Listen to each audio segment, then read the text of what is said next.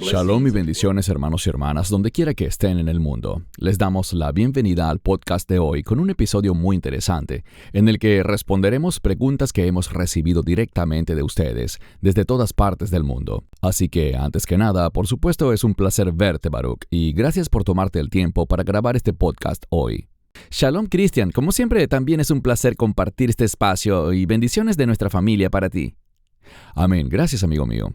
Vamos a comenzar de inmediato porque hay muchas preguntas. Recibimos bastantes preguntas que eran muy parecidas, así que tratamos de consolidarlas, aunque como recibimos centenares de ellas, es imposible responderlas todas, pero empecemos de inmediato. La idea es responder la mayor cantidad de preguntas que podamos con su debido respaldo bíblico. La primera: ¿están los creyentes o la iglesia en silencio en el mundo, especialmente cuando deben hablar contra el mal en el mundo, como el aborto y el antisemitismo? Antes de darte la palabra para tu respuesta, Baruch, creo que es una pregunta excelente y muy legítima, porque también estoy de acuerdo en que no todos en el cuerpo de Cristo, pero una gran parte, es muy silenciosa y básicamente entierran la cabeza en la arena ante lo que pasa en el mundo. Te doy la palabra para tu respuesta, Baruch. Bueno, la respuesta corta es sí, la iglesia ha sido demasiado silenciosa en cuanto a la injusticia, y no hablo de la injusticia social, sino de la verdadera injusticia según la Biblia. Y eso es cierto, ya sea que hablemos de la gran plaga de este mundo en contra de los niños no nacidos me refiero, a través del aborto. Es algo asombroso. La gente ni siquiera quiere escuchar esa palabra, y es una plaga a la que la iglesia necesita denunciar con fuerza y tomar acciones en contra. También el antisemitismo, como dijimos en un video hace poco, está creciendo exponencialmente en el mundo. Y lo que me parece tan increíble sobre eso es que murieron aproximadamente 1,700 personas. Sé que los medios siempre quieren dejar ese número congelado en 1,200, pero el gobierno israelí publicó una actualización recientemente indicando que el 7 de octubre de 2023, casi 1,700 personas en Israel fueron salvajemente asesinadas, quemadas vivas, y no entraré en otras atrocidades que se cometieron y que causaron la muerte de esa absurda cantidad de gente. Uno pensaría que eso generaría algo de compasión por Israel y un reconocimiento de que muchos en Gaza representan una amenaza y que este proceso de paz no está produciendo buenos resultados, pero todo lo contrario. Por lo tanto, uno pensaría que el mundo tendría algo de simpatía por Israel, pero de repente, todo se convirtió en una gran hostilidad contra la nación de Israel y contra el pueblo judío. Donde quiera que estén, incluso si simplemente asisten a una universidad en otro país, allí son perseguidos, escupidos y atacados. ¿Y en qué país está ocurriendo esto en mayor nivel? En los Estados Unidos de América, que supuestamente es un bastión de la libertad de expresión. Vemos que eso es realmente falso, o al menos lo fue durante la administración de Biden, y esperamos que eso cambie ahora con la nueva administración. Quiero decir una cosa más sobre este tema. Recientemente, el líder de la oposición israelí ha sugerido que Gaza sea administrada por Egipto. En mi opinión, simplemente no puedo entender cómo una persona inteligente podría decir semejante cosa. Y estoy hablando de Yair Lapid, que es el líder de la oposición en Israel. Egipto es parte del problema. Fue bajo la gestión de Egipto, en ese cruce fronterizo del sur, que todas estas armas, todo este material entró a Israel y se construyeron estos túneles. Todo un arsenal llegó a manos de Hamás y vemos que todo eso pasó por Egipto. Pero ahora Israel, de acuerdo con este líder, debería dejar que Egipto administre Gaza. ¡Qué ridículo! Es una fórmula garantizada para el desastre. Así que el engaño y la oscuridad están aquí en Israel y lamentablemente también en el resto del mundo. Muy triste de verdad. Veamos algunas escrituras aquí.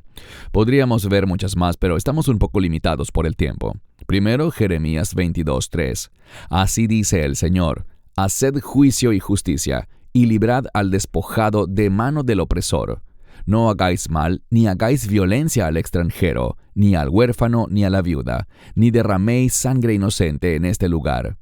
Quiero decir, sé que esto cubre un espectro amplio, pero son instrucciones muy claras, Baruch. El extranjero, el huérfano y la viuda son aquellos que son más fáciles de oprimir. No seamos opresores, seamos personas que ayudan, personas que bendicen, personas que corrigen lo que es incorrecto o injusto. Hagamos justicia, y de eso está hablando. Ejecuten el juicio y la justicia. A través de la justicia, la gloria de Dios se manifiesta. Tenemos un llamado y es a ser activos en este mundo, no relegados o puestos en la última fila. Como creyentes, se supone que vayamos al frente, haciendo cosas que conduzcan a la sociedad hacia la justicia y la rectitud, defendiendo a los que son fácilmente oprimidos por el mundo. Ese es el trabajo de la iglesia. Correcto. Y hemos estado muy callados, tristemente. Salmo 51, 14 y 15. Líbrame de la culpa del derramamiento de sangre, oh Dios, Dios de mi salvación, y mi lengua cantará tu justicia. Pero vemos a muy pocas personas cantando en voz alta la justicia de Dios. Tus comentarios, Baruch. Lo que dices es muy cierto. La justicia o la rectitud es vital. Sabemos que el anticristo es llamado el hombre sin ley. Uno de los propósitos principales de la ley es revelarnos qué es correcto y qué es incorrecto. La ley no nos vuelve justos, pero la ley nos enseña qué es la justicia. Y por el Espíritu, una vez que alguien es salvo, nace de nuevo y recibe el Espíritu Santo, para que pueda practicar la justicia en este mundo y vivir de una manera que manifieste la gloria de Dios. Insisto, hemos sido llamados a proclamar en voz alta el carácter de Dios, la justicia de Dios, la gloria de Dios. Hagamos estas cosas, porque de eso se trata el llamado de la iglesia, que seamos la sal y la luz del mundo. Amén, gracias. Otra pregunta. ¿Deben los creyentes juzgar a los demás? Esta es una pregunta muy común. Quiero enfatizar que el caballero que nos escribió desde Malasia es un hombre muy amable. Su carta fue muy amable y me estaba expresando que, para darles un poco de contexto, que ha sido creyente por unos 7 años aproximadamente, pero todavía tiene mucho contacto con amigos que son budistas y musulmanes. Aunque me ha dicho, porque me escribe regularmente, que por años ha estado compartiéndoles el evangelio a estas personas, lo han rechazado rotundamente y a veces de una manera bastante irrespetuosa incluso. Pero dejémoslo así. Entonces, ¿qué puedes responder, Baruch, antes de ver las Escrituras? Bueno, encontramos que en la Biblia existen 2 palabras para juzgar. Está katakrino, que es juzgar con intención de condenar, y también está krino, que puede significar juzgar en el sentido de evaluar o para imponer un castigo. Yo diría que definitivamente somos llamados a evaluar las cosas y determinar si algo es correcto delante de Dios o incorrecto delante de Él. ¿Y cómo lo sabemos? Por la Escritura. Pero no somos llamados a juzgar en el sentido de condenar o castigar a la gente. No es nuestro trabajo ser el juez. Pero sí estamos llamados a ser un jurado capaz de evaluar qué le agrada a Dios, qué le desagrada, qué está bien ante sus ojos y qué está mal ante sus ojos. Entonces, todo depende de cómo entendamos el juicio. No tenemos un ministerio de condenación. No tenemos el ministerio de castigar ni de imponer sanciones a las personas, pero sí debemos en amor hablarles y decirles, este comportamiento es pecaminoso. Esta conducta va en contra del carácter de Dios. Estas acciones no están bien ante los ojos de Dios. Somos llamados a juzgar en ese sentido, a evaluar las cosas según los estándares de Dios.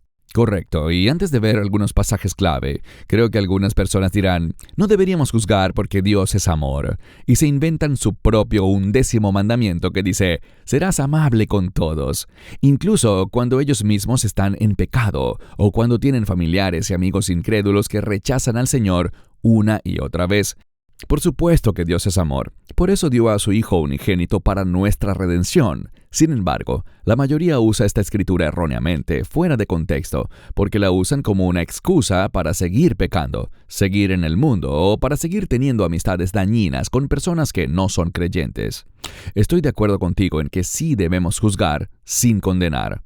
Debemos señalar que es pecado, pues de lo contrario no estamos caminando en amor. Eso es muy importante.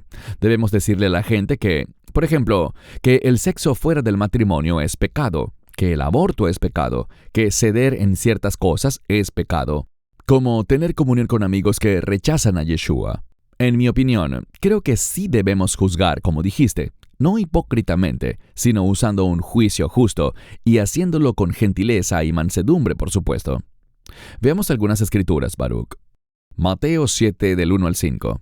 No juzguéis para que no seáis juzgados, porque con el juicio que pronunciéis seréis juzgados, y con la medida con que uséis os será medido.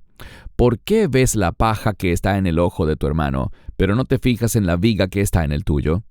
¿O cómo puedes decirle a tu hermano, déjame sacarte la paja de tu ojo, cuando en tu propio ojo está la viga?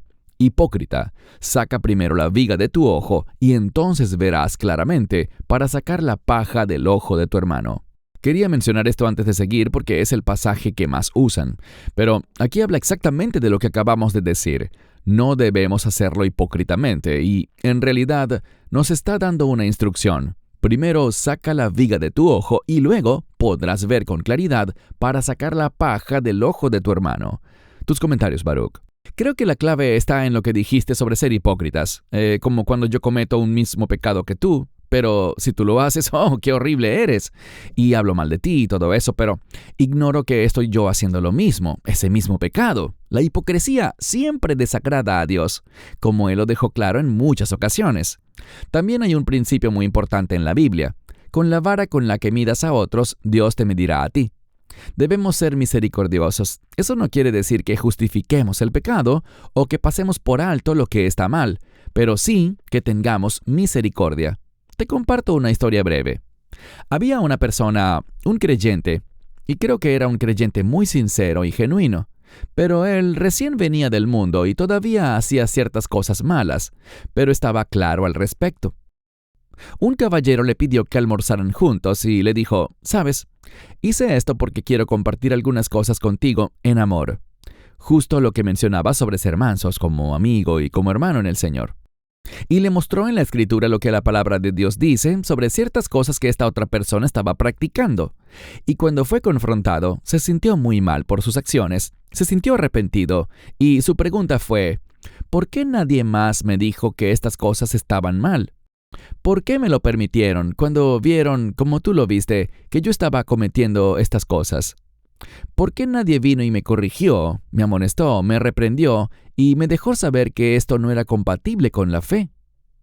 Y creo que eso es lo que necesitamos escuchar, Cristian. Hay personas que quieren conocer la verdad, que quieren apartarse del pecado, pero a veces simplemente nunca han sido discipulados para saber que esta conducta era incorrecta.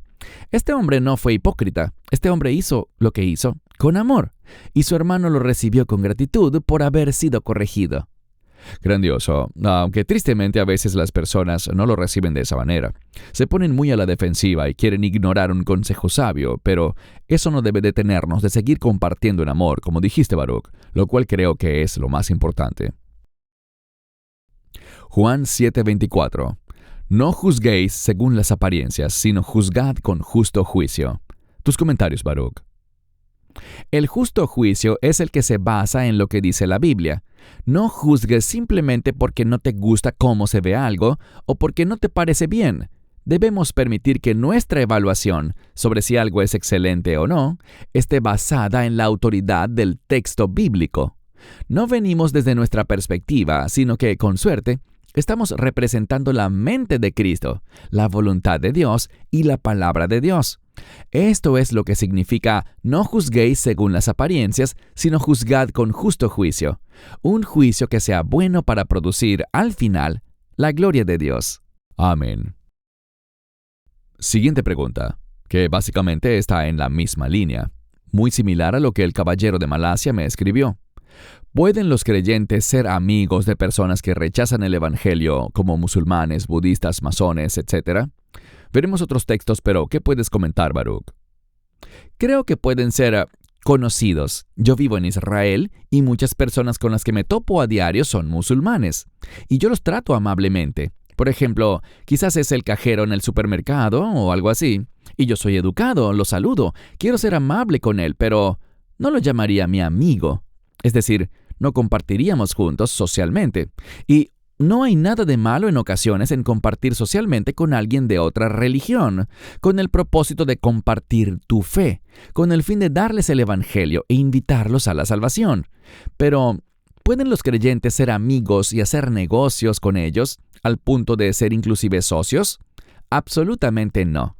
No debemos estar en yugo desigual con los incrédulos. Ser amables con conocidos que sean musulmanes, budistas y masones, tener conocidos de otras religiones con el fin de amarles y mostrarles el amor de Cristo, es algo bueno. Pero ser amigos en el sentido de, es mi mejor amigo y hacemos cosas juntos y todo lo demás, es algo que de una manera muy enfática yo nunca recomendaría. Muy bien. Segunda a los Corintios 6:14. No os unáis en yugo desigual con los incrédulos, porque ¿qué compañerismo tiene la justicia con la injusticia? ¿Y qué comunión tiene la luz con las tinieblas? Tus comentarios, Baruch. Un ejemplo perfecto que apoya que no debemos ser socios de un incrédulo. No debemos hacer cosas en el mundo de los negocios donde estés en yugo con alguien que no comparte tu posición de fe, tu perspectiva en la fe. Nada de eso termina bien. Creo que este versículo es uno muy práctico. Cuando lo analizo, es un versículo muy práctico para advertirnos: no entres en sociedad con personas que no tienen la misma base espiritual que tú. Y otra forma como podemos aplicar esto es en el noviazgo y ciertamente en el matrimonio. Los creyentes deben casarse con otros creyentes y nunca debemos salir románticamente con alguien que no sea de la misma fe. De hecho, siempre deberíamos querer salir y entrar en una relación entre un hombre y una mujer con alguien que sea un creyente más fuerte que nosotros, para que pueda ayudarnos a crecer, en lugar de elegir a alguien que yo llamaría un creyente inmaduro.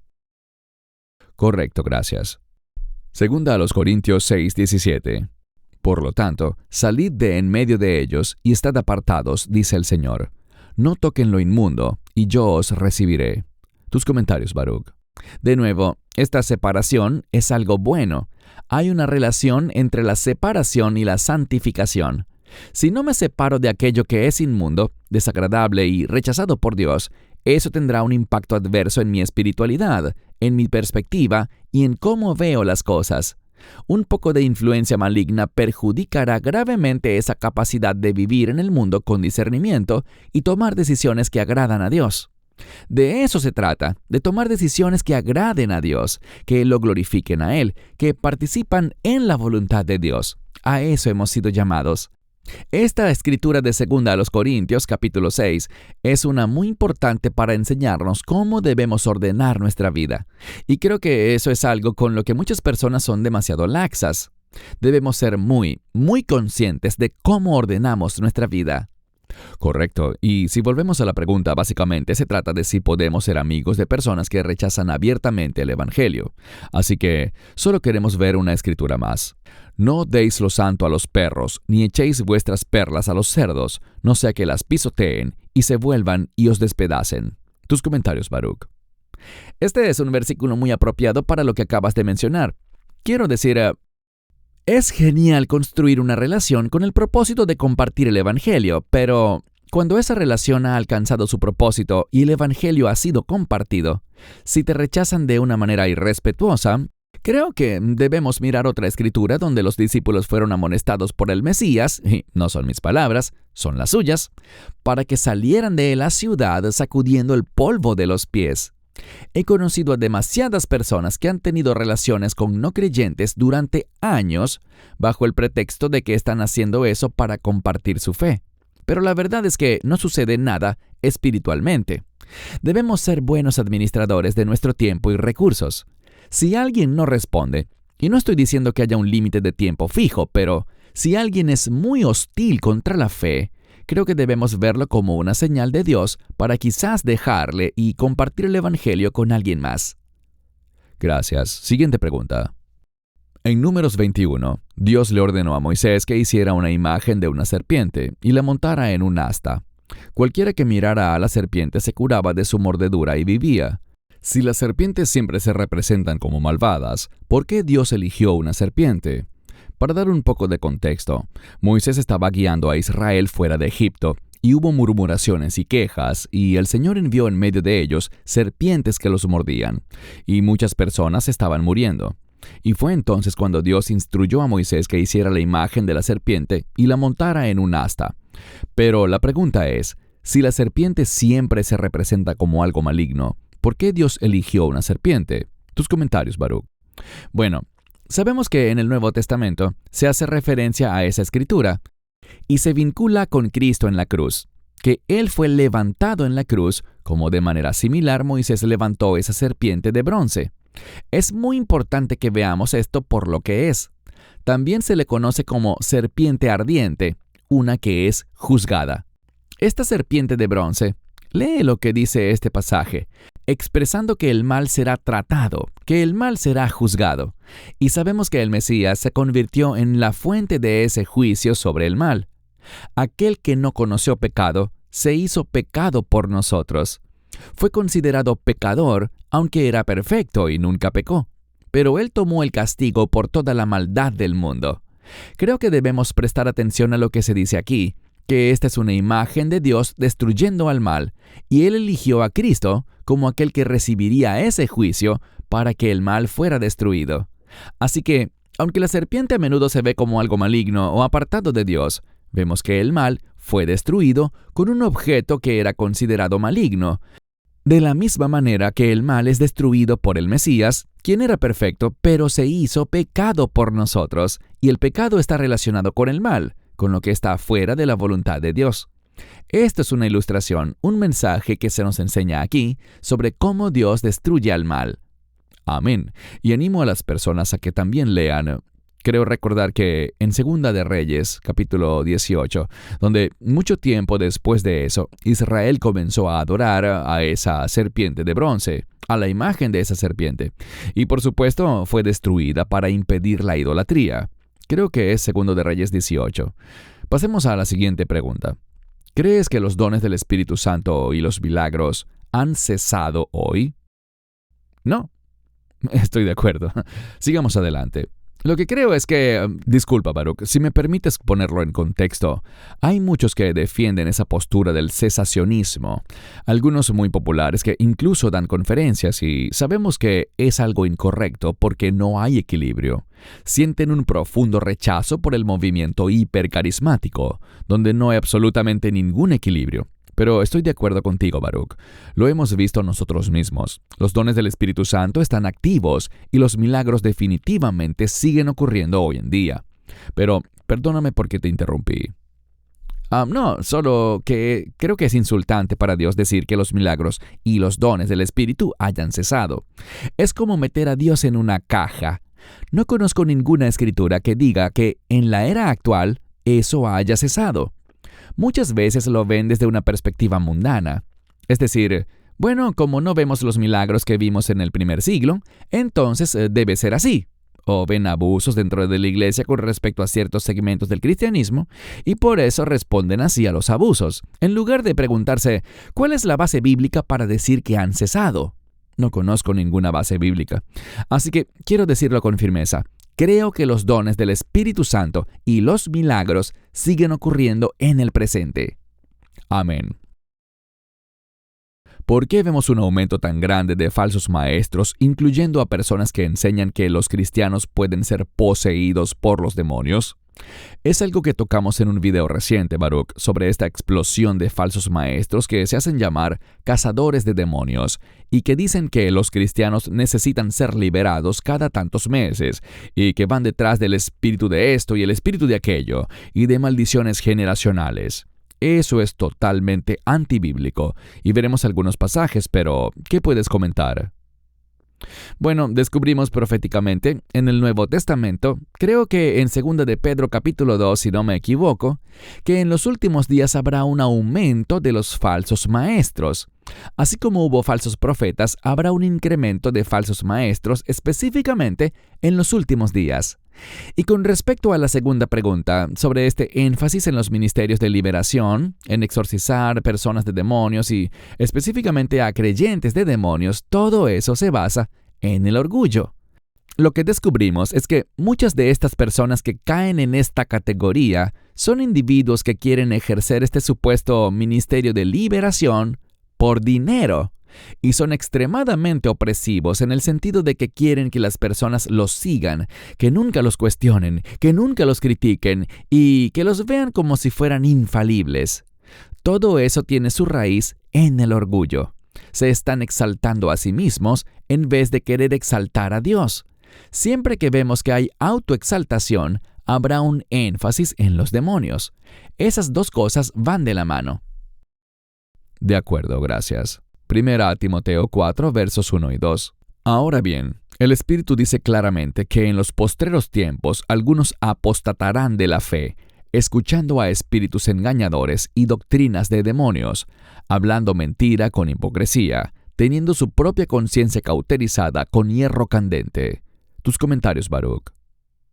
Vemos que al acercarnos a los últimos días habrá grandes problemas dentro de la iglesia y fuera de la iglesia.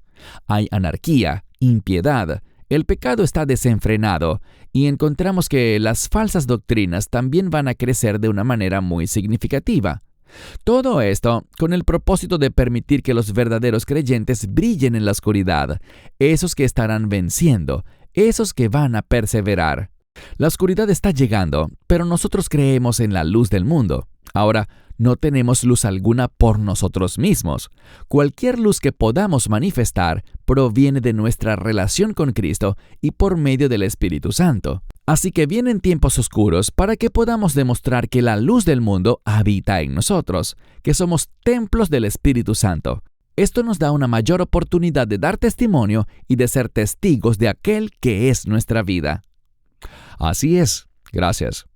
Si Dios dice que debemos amar y perdonar a nuestros enemigos y dejar que Él tome venganza, creo que se refiere a mía es la venganza, dice el Señor, ¿deberíamos perdonar a los terroristas y asesinos?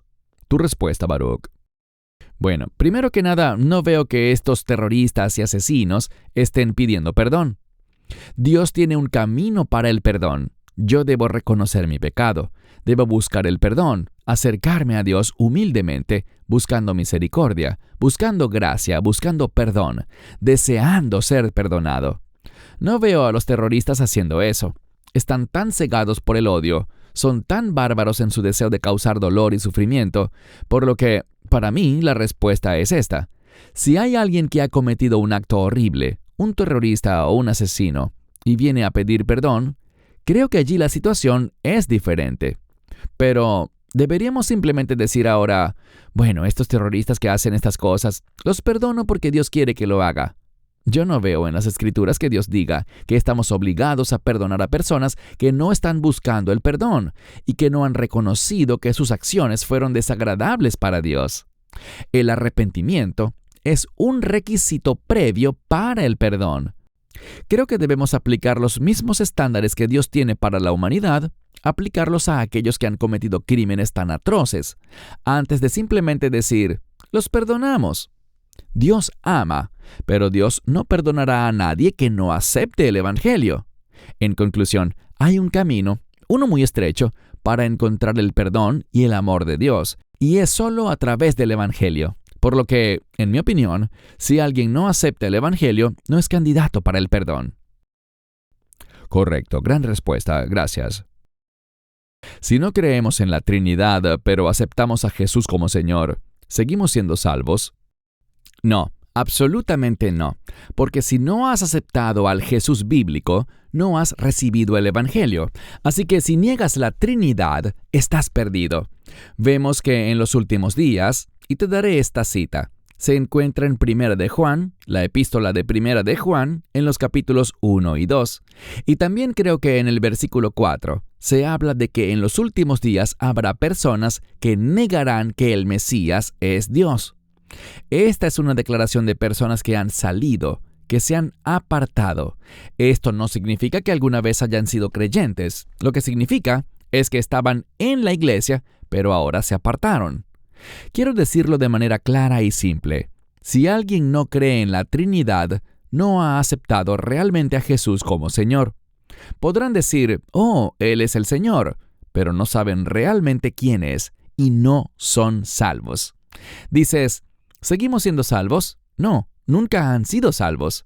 Para ser salvo debes afirmar quién es Jesús, que Él es el Hijo de Dios y que es divino. Bien dicho, gracias.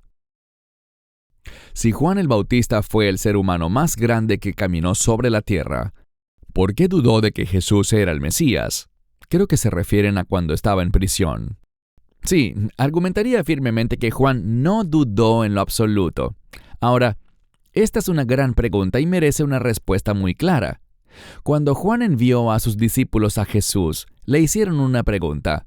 Juan sabía quién era Jesús cuando vino al río Jordán para ser bautizado por él. Él dijo, «He aquí el Cordero de Dios que quita el pecado del mundo». Él sabía que Jesús era ese siervo sufriente. Pero cuando Juan empezó a escuchar informes sobre otras cosas que Jesús estaba haciendo, los muertos resucitando, los ciegos viendo, los cojos caminando, cuando oyó esas cosas, envió a sus discípulos a Jesús con una pregunta, y la pregunta era, ¿eres tú el que ha de venir o debemos esperar a otro? Esto no es duda.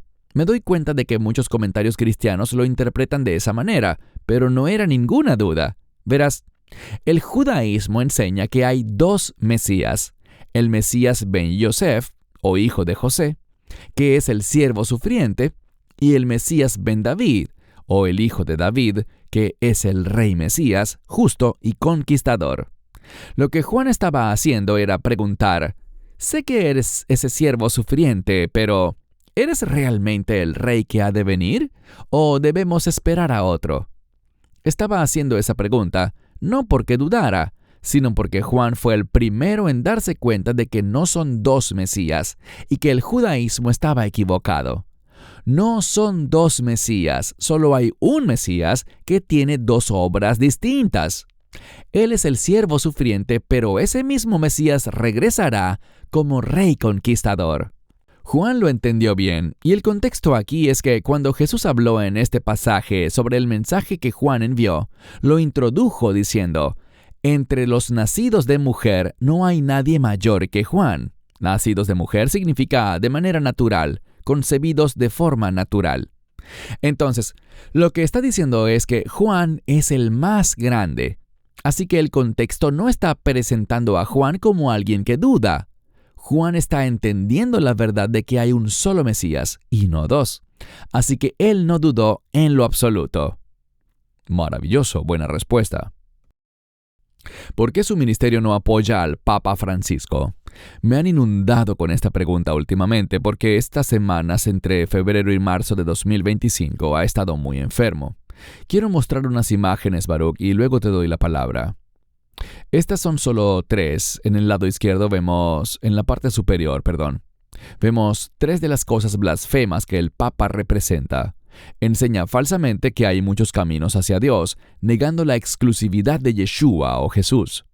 Se hace llamar el mediador entre Dios y los hombres, y ha estado siempre apoyando abiertamente a la homosexualidad. Vemos también una imagen aquí en la parte inferior, donde se muestra al Papa que no hace mucho veneró a Pachamama o Madre Tierra, y es una diosa demoníaca de los pueblos indígenas de los Andes. Estos son solo tres de los muchos aspectos que él representa, y me gustaría repasar algunas escrituras sobre estos tres puntos. Primero, en el Evangelio de Juan, Yeshua dijo, «Yo soy el camino, la verdad y la vida. Nadie, y quiero enfatizarlo, nadie viene al Padre sino por mí». Primera a Timoteo 2:5. Porque hay un solo Dios y un solo mediador entre Dios y la humanidad, Jesucristo hombre. Y, por supuesto, en Levítico, no tendrás relaciones sexuales con un hombre como se hace con mujer. Esto es detestable. Y hay muchas otras escrituras, por supuesto, pero tus comentarios, Baruch, respecto a esta pregunta sobre el Papa.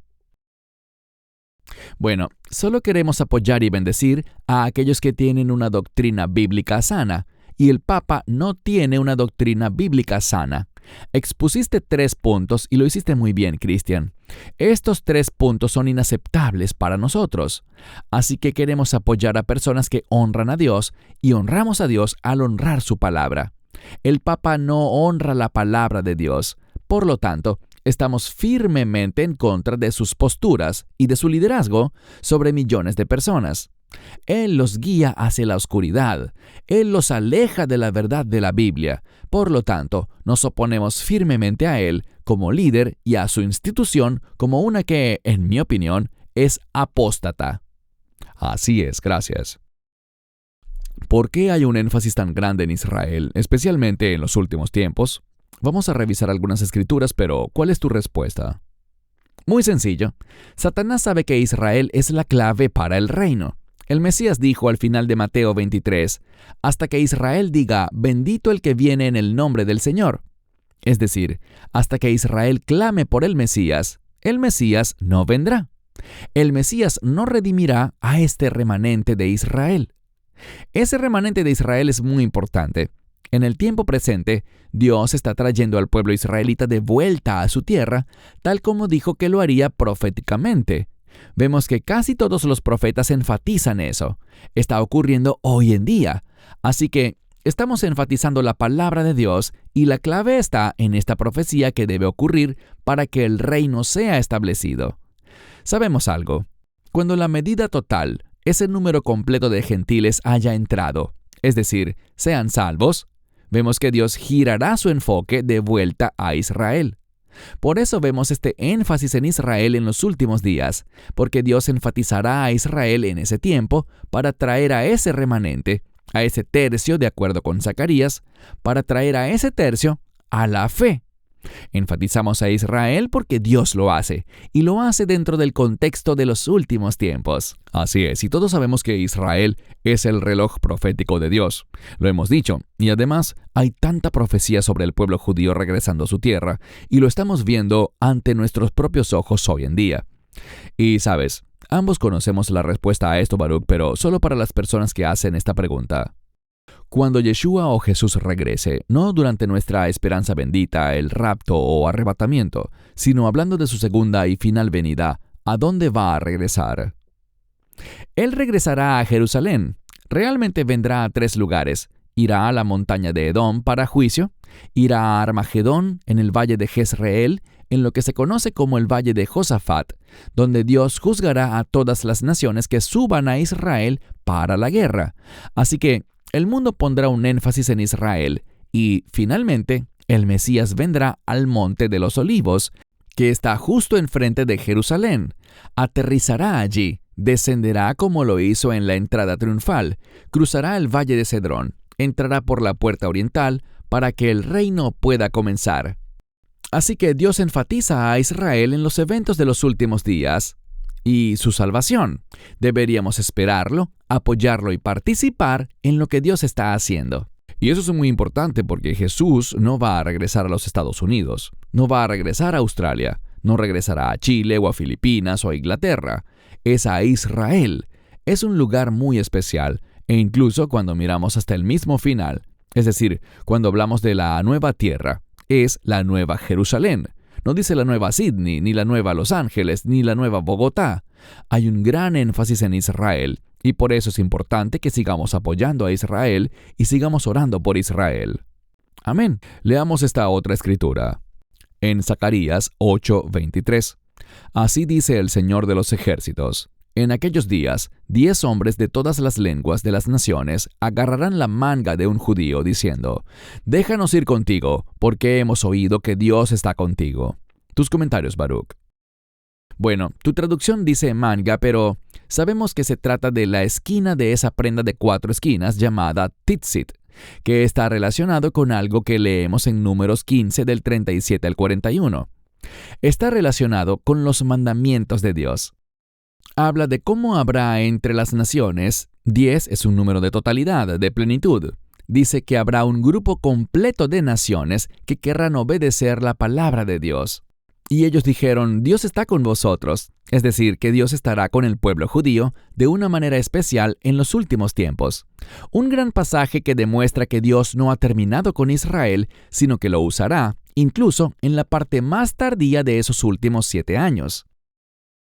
Amén. Hermanos y hermanas, esperamos que hayan disfrutado esta sesión de preguntas y respuestas con Baruch. Yo ciertamente la disfruté. Gracias, Baruch, por tus respuestas. Creo que con tanta incertidumbre en el mundo, siempre queremos recordarle a la gente que busquen las Escrituras. La Biblia es la verdad más importante que tenemos disponible, y el Espíritu Santo es nuestro Maestro. Él nos guiará a toda verdad. ¿Algún comentario final, Baruch? Te agradezco, Cristian, por todo el trabajo, los pasajes que localizaste y que realmente forman la base de nuestra discusión.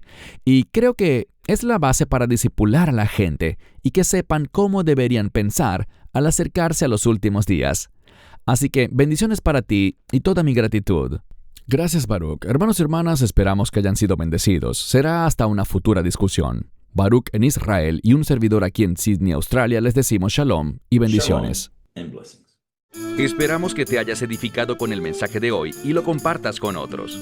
Te invitamos a seguir nuestros estudios cada semana por este canal y por el portal de YouTube de Amarás a Israel. También puedes descargar nuestra aplicación móvil gratuita, Mi Estudio Bíblico.